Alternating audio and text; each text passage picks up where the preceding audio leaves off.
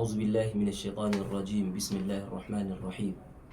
وصلى الله وسلم على سيدنا محمد المبعوث رحمة للعالمين وعلى آله الطيبين الطاهرين وصحابته غر الميامين ومن تبعهم بإحسان إلى يوم الدين. اللهم ثبت جناني وأجر الحق على لساني وأعوذ بك من أن أظلم أو أظلم وأعوذ بك من أن أختال من تحتي. إنما الأعمال بالنيات وإنما لكل امرئ ما نوى. فمن كانت هجرته إلى الله ورسوله فهجرته إلى الله ورسوله، ومن كانت هجرته إلى دنيا يصيبها أو امرأة ينكحها فهجرته إلى ما هاجر إليه. السلام عليكم ورحمة الله تعالى وبركاته. yan uwa musulmi, assalamu alaikum. Muna godiya wa Allah subhanahu wa ta'ala wanda cikin ikonsa da kaddaransa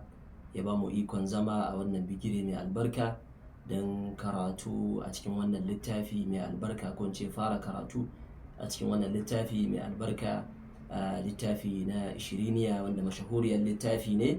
an santa musamman a irin wannan ƙasa namu ta Najeriya, ko ce a nahiyar Afirka gaba ɗaya. Littafi ne wanda aka yabi annabi sallallahu alaihi wasallama a ciki yabo matuƙa, wanda inda jero malamai da suka yabi annabi sallallahu alaihi wasallama suka kyautata yabo din, to za a sa wannan malami a ciki. Shine al-imamu Abi Bakr Muhammad ibn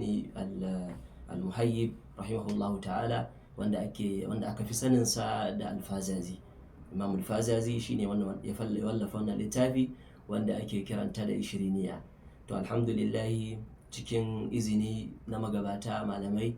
da iyaye da suka ba mu dama, suka ce sun umurce mu da mu yi karatu a cikin wannan littafi, kuma har wannan TV mai albarka wanda aka fi sani da Dariqa TV ta yi kokarin ɗauka a sa wa sauran yan uwa ɗalibai abokanmu don mu ci gaba da nishadantar da juna akan abin da ya shafi janibin annabi sallallahu alaihi wasallama. Alal haƙiƙa muna neman afuwa ga dukkanin yan uwa bisa ajizanci, abinda muka yi na kuskure Allah ya gafarta mana, abinda muka za mu faɗa daidai a cikin wannan littafi Allah ya ba mu ladansa. Alhamdulillah, bismillahir rahmanir rahim, wa sallallahu ala nabiyil karim wa ala alihi wa ashabihi ahli tuqa wal hilm. Wannan malami ya fara da bismillah a cikin wannan littafi. Kamar yadda muka sani, shi dama ka'ida ne, kusan wajibi ne, sunnan Allah ne, duk abin da za a fara shi ya zama to an fara shi da bismillah. Duk abin da ba a fara shi da bismillah ba, to wannan abu ne, ma'ana ba a fara shi da sunan Allah ba, to wannan abu ne wanda yake yankakke, ba zai daure ba. To alhamdulillah, wannan malami ya yi amfani da sunan Allah, wanda a cikin alkur'ani duk lokacin da za a fara sura sai ka ji an fara shi da bismillah. To alhaƙiƙa gashi wannan malami ya fara da bismillah, ya ce da sunan Allah mai rahma mai jin kai. Wa sallallahu ala nabiyil karim, ala daɗin tsira bisa ga annabi mai girma, wa ala alihi da alayen annabi sallallahu alaihi wasallama, wa ashabihi da sahabban annabi sallallahu alaihi wasallama, ahli tuqa, ma'abuta tsoron Allah, wal hilmi da kuma haƙuri. Alhamdulillah, za mu shiga kai tsaye cikin wannan littafi bayan muqaddima da muka yi. Malam ya fara da harful hamza. Bismillahir rahmanir rahim. خليلا يعوجا بالمحصب وانزلا، ولا تبغيا عن خيفه متحولا، وأكرم به مغنى تحراه منزلا، أحق عباد الله بالمجد والعلا، نبي له أعلى الجنان مبوأ، صلى الله عليه وسلم. لم يتي خليليا يا كو بدادينا عوجا بالمحصب، معنى عوجا كركتا،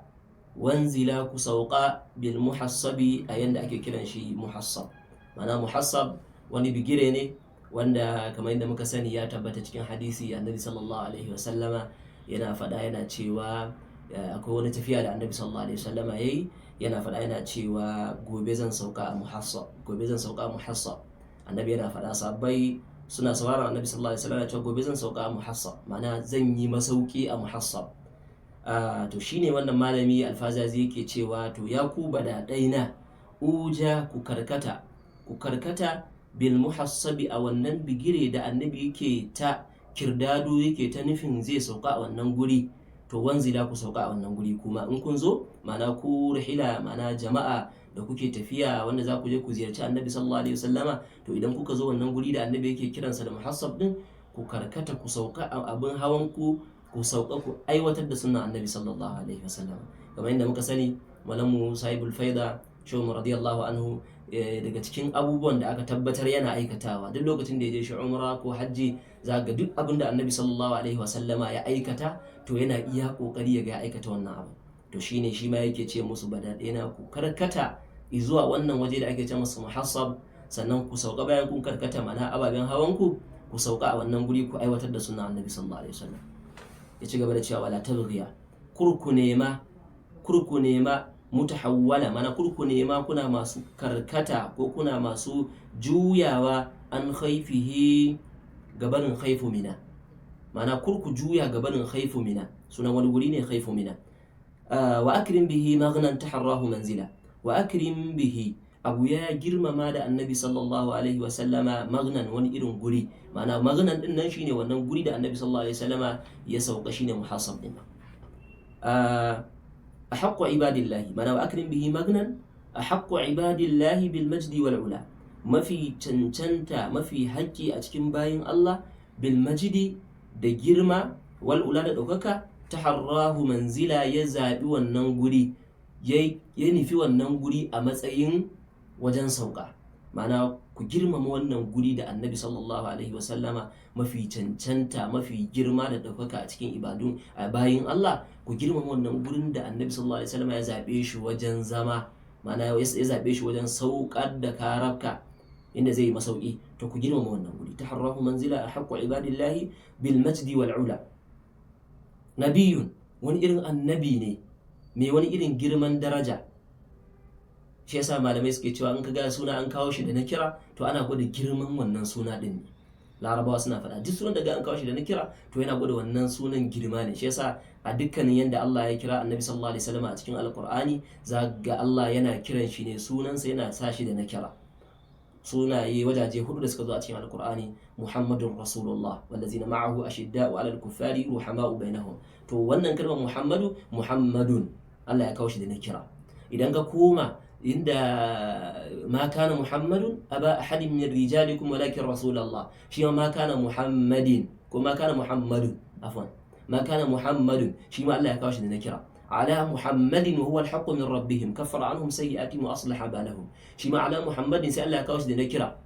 Wa ma Muhammadun illa rasulun qad khalat min qablihi rusul, shi ma Allah ya ƙara kawo shi da na kira saboda Allah ya ƙara gwada mana girman annabi sallallahu alaihi wasallama, shine ya fara girmama shi. Wa innaka la ala khuluqin azim. To duk yabo shi yasa wani malamai suke cewa ma duk yabon da zaka yi akan janibin annabi sallallahu alaihi wasallama sai dai ka rage shi ma ba dai ka kare shi ba.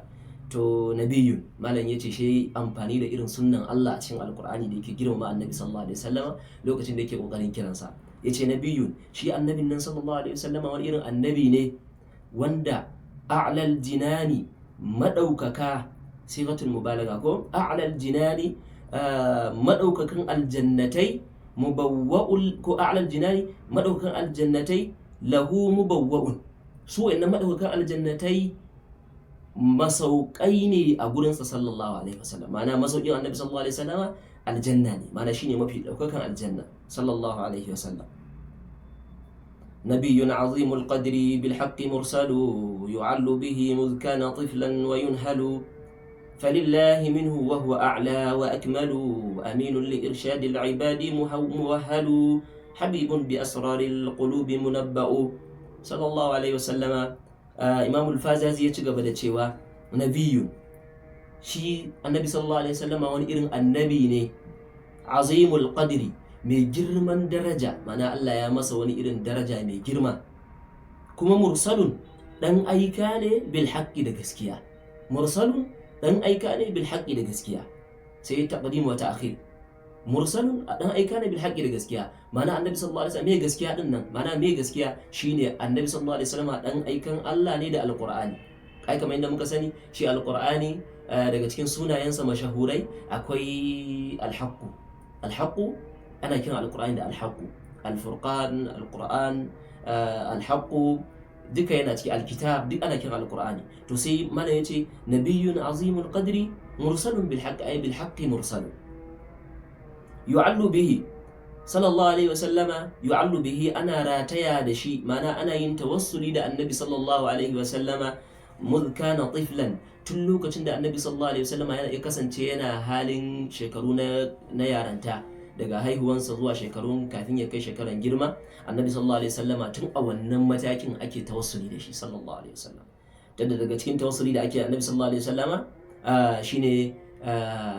lokacin da annabi sallallahu alaihi wasallama yake zanin goyo, an yi tawassuli da annabi sallallahu alaihi wasallam. Abu Talib babban annabi sallallahu alaihi wasallam, babban Abu Sayyidi Ali karamallahu wajahu, ya yi ta tawassuli da annabi sallallahu alaihi wasallama saboda albarkatu da ya gani a tare da annabi sallallahu alaihi wasallama lokacin haihuwansa. Sayyiduna Abu Talib yana faɗa a cikin baitinsa, yana cewa wa abyadu yustasqa al-ghamamu biwajhihi ko thimarul yatama ismatun lil aramil. Annabi sallallahu alaihi wasallama ana yin tawassuli da shi tun lokacin yana zanin goyo, tun lokacin na karamin yaro sallallahu alaihi wasallama. Yu'allu bihi, mana ana zuwa wajen sayyidina Abu Talib a nema yayi tawassuli da annabi sallallahu alaihi wasallama, girgije ya nuna wa girgije fiskan annabi sallallahu alaihi wasallama, Allah yayi ruwa sai albarkacin annabi sallallahu alaihi wasallama. Shine yu'allu bihi muskana tiflan wa yunhalu. Annabi sallallahu alaihi wasallama ana rataya da shi muskana tiflan tun lokacin yana yaranta, wa yunhalu hakanan bayan lokacin annabi sallallahu alaihi wasallama ya girmama, an yi tawassuli da annabi sallallahu alaihi wasallama. Wani tawassuli da aka yi da annabi sallallahu alaihi wasallama a abin da ya shafi saukar da ruwa shine lokacin da annabi sallallahu alaihi wasallama wata rana yana mambari yana yin khutba, sai wani balarabi ya shigo wanda ba a san shi ba, wani mutum mai hadisi ya ce wani mutum sai ya shigo, da ya shigo ya samu annabi sallallahu alaihi wasallama, sai ya ce masa ya rasulullah, muna cikin wani irin hali, wani tsanani na rashin ruwa, gashi lokacin ruwa ne amma babu ruwa sallallahu alaihi wasallama, ka roƙa mana Allah ya mana ruwa mana, halin da muke ciki ya tsananta. Annabi sallallahu alaihi wasallam take daga hannayensa masu albarka ya roki Allah, yake cewa ya Allah, Allahumma asqina, Allahumma asqina, Allahumma asqina, yana cewa ya Allah ka shayar da mu, ya Allah ka shayar da mu, ya Allah ka shayar da mu, har sai da ya maimaita sau uku. A take a wannan guri annabi sallallahu alaihi wasallama mai riwaya, mana wanda aka karbi hadisi daga gurinsa, afwan ba mai riwaya ba, sahabin da aka karbi hadisi daga gurinsa, sai yake cewa a wannan take a wannan gurin Allah ya fara saukar da ruwa. Ina ganin Anas ibn Malik shine yayi, Anas ibn Malik shine yayi, mana aka san wannan hadisi daga gare shi, sai yake cewa a take a wannan lokaci sai Allah ya saukar da ruwa, babu hadiri, babu girgije, babu wani alama da zai tabbatar maka da wannan ruwa za a yi. Mun sani a al'ada mun sani abin da yake faruwa duk lokacin da za a yi ruwa, za ga wani alama na cewa za a yi ruwa. To amma lokacin saboda Allah ya gwada maka mu'jizan annabi sallallahu alaihi wasallam da girman sa, sai Allah babu wannan ɗaya daga cikin alamun da zai gwada ruwa, sai Allah ya yi ruwa saboda annabi sallallahu alaihi wasallam girman shi a gurin sa. Wa yunhalu yu'allu bihim muzkana tiflan wa yunhalu, falillahi bubugan sani ya tabbatar wa Allah minhu gare shi sallallahu alaihi wasallama, wa huwa a'la. Annabi sallallahu alaihi wasallama shi wani irin madaukaki ne, ma'ana shi madaukaki ne sallallahu alaihi wasallama, ko a ce shine mafi daukaka. Wa akmalu shine mafi cika sallallahu alaihi wasallam. Kenan akwai wa'insu cikakku, amma shi annabi shine mafi cika akan dukkanin masu cika sallallahu alaihi wasallam. Aminu, annabi sallallahu alaihi wasallama amintacce ne li irshadil ibadi muwahhadu, ma'ana aminu annabi sallallahu alaihi wasallama amintacce ne muwahhadu ga dukkanin mazowa shari'a, mana su li irshadil ibadi, annabi sallallahu alaihi wasallam amintacce ne wajen shiryar da bayi mazowa shiriya, mana bayi wanda suke bukatan shiriya, to annabi sallallahu alaihi wasallam shi mai amintuwa ne a gare su kuma mai shiryar da su ne sallallahu alaihi wasallam. Habibun, sannan annabi sallallahu alaihi wasallam wani irin masoyi ne na Allah. Habibun, shi masoyin Allah ne. Bi asraril qulubi, sai a ce munabba'un bi asraril qulubi. Annabi sallallahu alaihi wasallam abun baiwa labari ne bisa sirrukan zuciya, bisa sirrace-sirracen zuciya. Allah yana bawa annabi sallallahu alaihi wasallama labarin abin da yake ghaibi, labarin abin da yake boye, ba a san abun ba, amma sai Allah ya bawa annabi sallallahu alaihi wasallama labari. Habibun bi asraril qulubi munabba'u sallallahu alaihi wasallam. أفاض الندى فيضا وأعمل صعدة، فساس بذاك الخلق لينا وشدة، فيا حبذا منه لمن شاء عمدة، إمام لرسل الله بدءا وعودة، به يختم الذكر الجميل ويبدأ صلى الله عليه وسلم. ما لم يجي أفاض الندى، النبي صلى الله عليه وسلم أفاض الندى يا قرارد annada baiwa, faidan wani irin kwaranya, mana ya kwararar wani irin kwaranya, wa a'mala sa'adatan, kuma annabi sallallahu alaihi wasallama ya aiwatar da goron mashi. Mana annabi sallallahu alaihi wasallam abinda wannan baiti yake nufi, yayi kyauta ya shigar da mutane musulunci, kafirai ya shigar da su musulunci da tsananin kyautansa sallallahu alaihi wasallama. Mun sani annabi sallallahu alaihi wasallam yayi kyautan garki uku ma sallallahu alaihi wasallama saboda tsananin kyautansa. Amma duk da haka sai wata ran a kwana a gidan annabi sallallahu alaihi wasallam ba abin da za a ci ma sai bakin ruwa da dabino sallallahu alaihi wasallama. Afadan nada faidan, waɗansu daga cikin mutane kafirai annabi ya kwararar da baiwan sa na kyauta a gare su, faidan wani irin kwarara. Wa amala sa'adatan, kuma annabi sallallahu alaihi wasallama ya aiwatar da goron bashi. Waɗansu daga cikin mutanen da basu bi annabi sallallahu alaihi wasallama ba saboda kyawawan halayensa da taushin halinsa da kyautansa da makharimul akhlaq nasa da dukkan abin da ya shafi mu'jizat nasa, khariqul ada nashi, basu bi Allah ba, basu bi annabi sallallahu alaihi wasallama ba sanadiyan wannan, to sai annabi kuma ya yaƙe su, shine wa a'mala sa'adatan, sai annabi sallallahu alaihi wasallama ya aiwatar da goron bashi a kansu. Sai zamanto da suka ibin annabi sallallahu alaihi wasallama cikin lumana, sai annabi sallallahu alaihi wasallama ya sa musu ƙarfin takwabi sallallahu alaihi wasallama ya yaƙe su, sai zamanto sanadiyan yaƙan su da ya ribace su, sai suka dawo suka bi Allah, suka sallawa annabi sallallahu alaihi wasallama. Fasasa bidhaka al-khalqa, annabi sallallahu alaihi wasallama ya shugabanci wannan halitta, mana mu wa'innan halitta da muke dan adam da aljani da mutane da dukkanin halittan Allah subhanahu wata'ala, annabi sallallahu alaihi wasallama ya shugabance su. Fasasa bidhaka al-khalqa linan, da menene annabi sallallahu alaihi wasallama ya shugabanci wa'innan halitta? Linan, da taushi, wa shiddatan, da kuma tsanani. Ya ƙara maka bayani akan baitin baya, afadan nada faidan wa a'mala salatan. Mana linan wa shiddatan shine annabi ya tausasa, sai ya muku faɗakarwa ya ce ku zo ku bi Allah, ya muku wa'azi, idan kun bi sai annabi sallallahu alaihi wasallama ya aiwatar muku da goran bashi, shine wa a'mala sa'adatan. Ko kuma a ce wa shiddatan, sai annabi sallallahu alaihi wasallama ya aiwatar muku da tsanani, sai annabi ya yaƙe ku sallallahu alaihi wasallam, ko akai muku hari saboda ku zo ku bi Allah. Fa ya habbaza, yace madallah minhu, da wannan annabi dan gatan Allah, liman sha'a, ga dukkan wanda ya so umdatan ya riki annabi sallallahu alaihi wasallama madogara, ya riƙe annabi sallallahu alaihi wasallama majingina. Imamun li rusulillahi, annabi sallallahu alaihi wasallama dinnan shugaba ne li rusulillahi ga dukkanin manzannin Allah, dukkanin annabawa da manzanni annabi sallallahu alaihi wasallama shugaban su. Bad'an, tun farko, ma'ana tun fari, tun ana tale-tale, tun lokacin da Allah subhanahu wata'ala ya tara assembly nashi, ya tara annabawa da manzanni, ya ce musu wa iza akhadha Allah, ko a cikin alqur'ani inda Allah yake faɗa wa iza akhadha Allah mithaqan nabiyina ko nabiyina lama ataitukum ko lama atainakum, dai zuwa ƙarshe, min kitabin wa hikmatin thumma ja'akum rasulun musaddiqun lima ma'akum, ko zuwa ƙarshen aya. Mun san abin da ya faru. Allah subhanahu wata'ala ya tara annabawa, ya gwada musu girman annabi sallallahu alaihi wasallam tun kafin aje tashin alkiyama. Shi yasa imamul li rasulillahi, imamu li rasulillahi, annabi shugaba ne ga dukkanin annabawan Allah. Bad'an, tun farko, mana tun ana alamul arwah, annabi sallallahu alaihi wasallam shugaban su ne,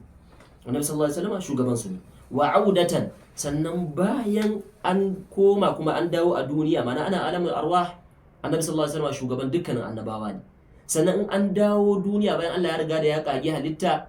to annabi sallallahu alaihi wasallam still shugaban annabawa ne gaba ɗayan su sallallahu alaihi wasallam. Ko a ce bad'an, anan duniya annabi shugaban annabawa ne dukansu, sannan an je lahira ma annabi shugaban annabawa ne dukansu, saboda anan ne ma Allah zai gwada haƙiƙanin girman annabi sallallahu alaihi wasallama ranar tashin alƙiyama. Ko wanda a wannan rana ne ana cewa kullun yaqulu lastu laha wa anta taqulu ana laha, to wannan iyakan kololon girma ne na sallallahu alaihi wasallam.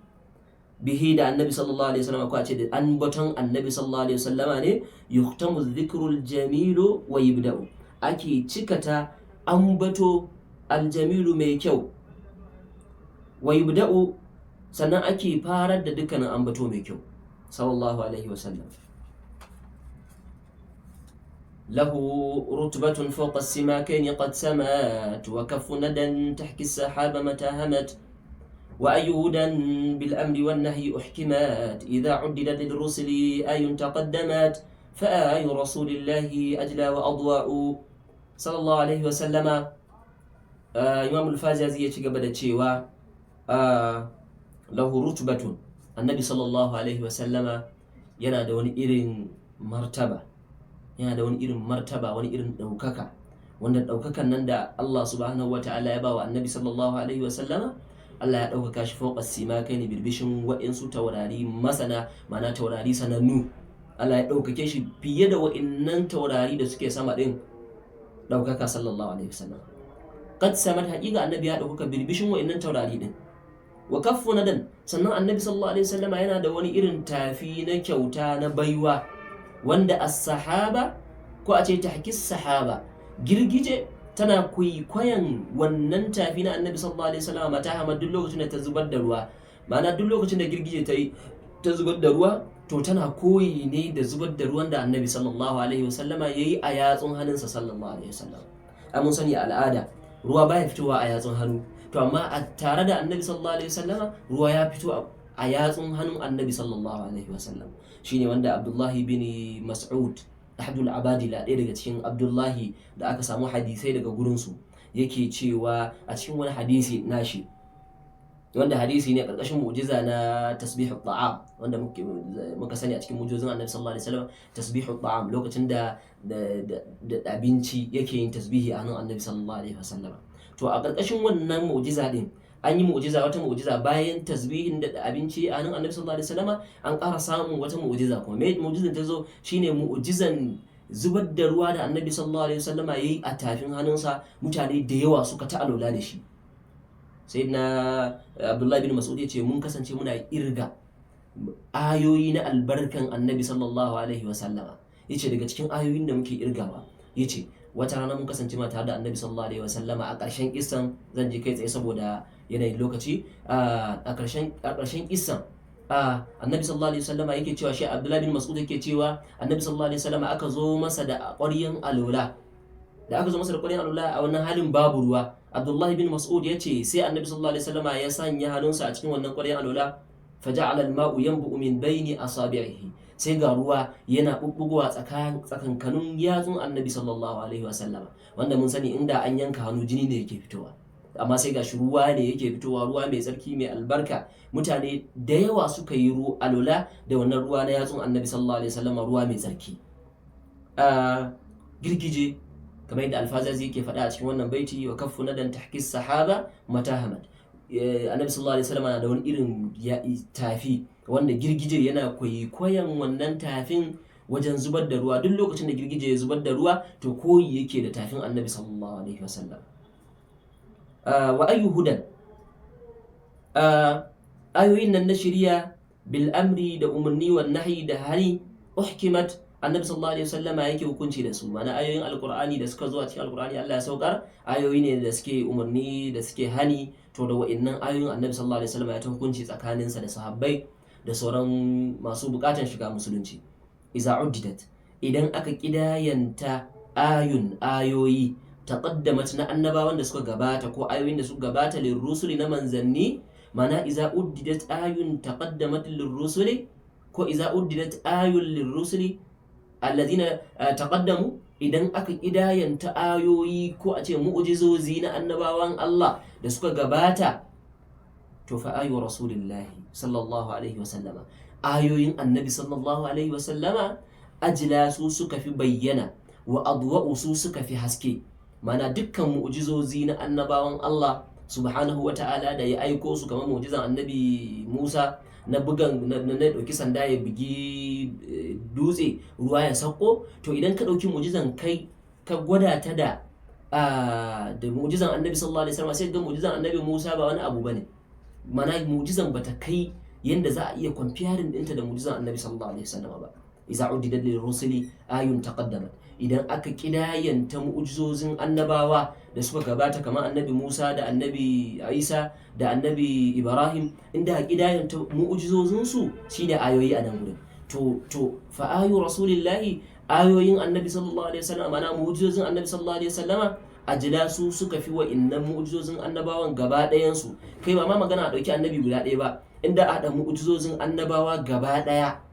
a ɗauki mu'jizan annabi sallallahu alaihi wasallama guda ɗaya, to sai ta fi wa'innan mu'jizozin annabawan gaba ɗayan su ban mamaki. sallallahu alaihi wasallam fa ayu rasulillahi ayoyin annabi sallallahu alaihi wasallam mana mu'jizin annabi sallallahu alaihi wasallam ajla su suka fi bayyana wa adwa'u suka fi haske mana an fi gane su an fi ganin su a matsayin abun mamaki sallallahu alaihi wasallam أليس الذي حز المفاخر والعلا بما نص من آي الكتاب وما تلا وأنا يدانا في المكان الذي اعتلى أتم الورى جاها وأبهرهم حلا له المدح يجلى والشفاعة تخبأ صلى الله عليه وسلم إمام الفازازي يتشغب دتشيوا نبي نعم أليس الذي حاز المفاخر والأولى شن النبي صلى الله عليه وسلم باشيني وند ألا يتارى مسا جرمة da ɗaukaka ba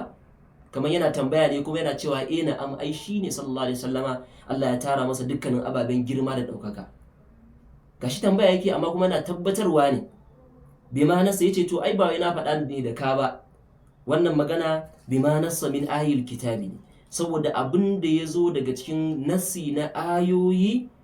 na alqur'ani wa ma tala da abubuwan da aka karanta ma'ana annabi sallallahu alaihi wasallama an ga karanta alqur'ani shine zai tabbatar maka da cewa annabi sallallahu alaihi wasallama shine Allah ya tara masa dukkanin girmace da dukkanin wani daukaka saboda me yasa saboda abin da yazo a cikin alqur'ani ko inda Allah yake faɗa wa innaka la ala khuluqin azim cikin suratu nun Allah yana faɗa lalle kana da wani irin girma wa irin ɗabi'u masu girma masu wani irin girma sai Allah yake kawo su da sira na kira mana dan Allah ya gwada maka girman irin ɗabi'an annabi sallallahu alaihi wasallama bima nasa min ayil kitabi ma tala wa anna yudana ta yaya ma za a kusanci girman annabi sallallahu alaihi wasallam fil makani wajen daraja allazi tala wanda ya daukaka ma'ana girman annabi sallallahu alaihi wasallam ta yaya mutum zai kwatanta girman annabi da girman wa'insu annabawa ai kuskure ne wa anna yudana fil makani allazi tala ta yaya da ai a gwada wani annabi a ce wannan annabin da annabi sallallahu alaihi wasallam wajen darajansu da girman su ɗaya ne atammul wara ko atammul wara annabi sallallahu alaihi wasallam shine mafi cikan talikai jahan wajen girman kadari wa abharuhum annabi sallallahu alaihi wasallam shine mafi bayyanan su hula wajen menene wajen ado annabi sallallahu alaihi wasallam wajen ado yafi dukkanin annabawan Allah subhanahu wataala kyau da kuma ado lahul madhu annabi sallallahu alaihi wasallam dukkanin yabo mai dadi yabo mai amfani yana gare shi sallallahu alaihi wasallama yujla mana lahul madhu yujla yabo dinnan wanda yake mabayyani washafa'atu da ceto to tukhba'u ai yana gare shi mana al madhu washafa'atu to lahu da yabo da ceto duka yana ga annabi sallallahu alaihi wasallama tukhba'u wanda aka tanade shi dan Allah ya gwada girman annabi sallallahu alaihi wasallama gobe kiyama lahul madhu yujla washafa'atu tukhba'u aqulu qawli hadha anan zamu dakata afwan abinda muka faɗa daidai Allah ya ba mu ladansa abinda muka yi kuskure Allah ya gafarta mana aqulu qawli hadha wa astaghfirullah li wa lakum wassalamu alaikum